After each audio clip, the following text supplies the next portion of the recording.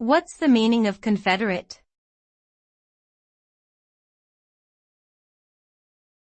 Confederate.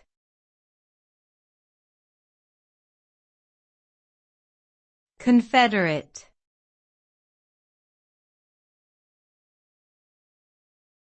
Confederate.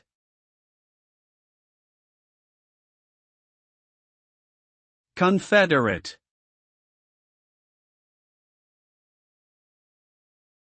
In general, the term Confederate refers to someone who is a member of a confederation or alliance.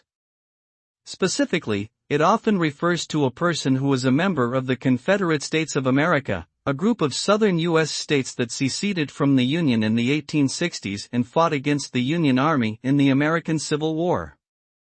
The legacy of the Confederacy and its symbols remains controversial and divisive in the United States today, with some viewing it as a symbol of racism and oppression while others view it as a symbol of Southern heritage and pride.